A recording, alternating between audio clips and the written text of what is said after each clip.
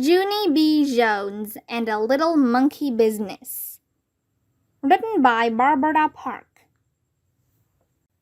Chapter 9. Pigs and Ducks and Stuff.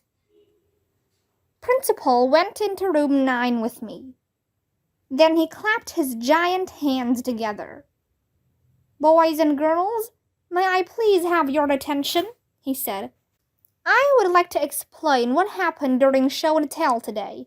It's about Junie B. Jones and her new baby brother." Just then, that Jim I hate jumped right up out of his chair. "He's not a monkey, is he?" he shouted very loud. "I knew it! I knew he wasn't a monkey." I made a big fist at him. "How would you like this up your nose, you big dumb Jim?" I hollered. Then Principal frowned at me, and so I smiled. "I hate that guy," I said nicely. After that, Principal took a big breath. "Boys and girls, there's a good reason why Junie B told you that her baby brother was a monkey," he said. "Yeah, it was all my Grandma Miller's fault," I interrupted, "because she told me that my brother was a little monkey. Only she didn't mean he was a real little monkey. She just meant he was cute. Only who the heck knew that dumb thing?" Principal made another frown at me. Then he talked some more. "You see, boys and girls," he said, "sometimes adults say things that can be very confusing to children. Like, what if you heard me talking about a lucky duck? You might think I was talking about a real, live duck.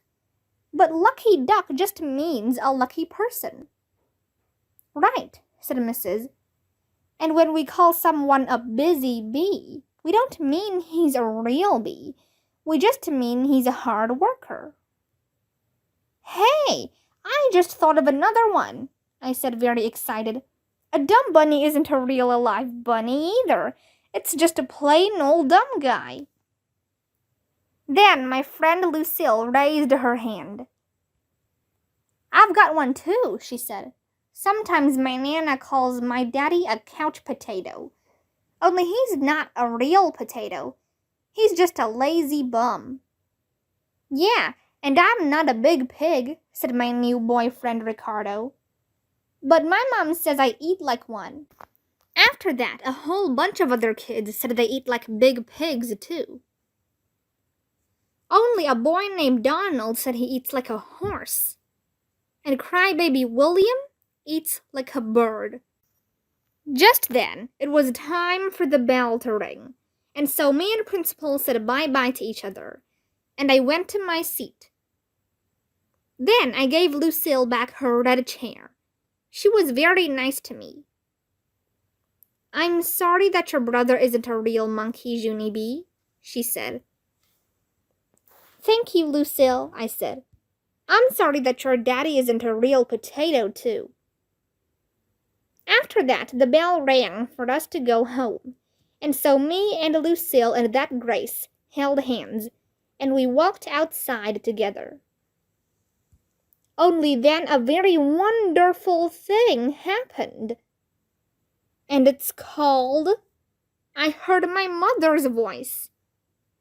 "Junie B, Junie B, over here, honey. Daddy and I are over here."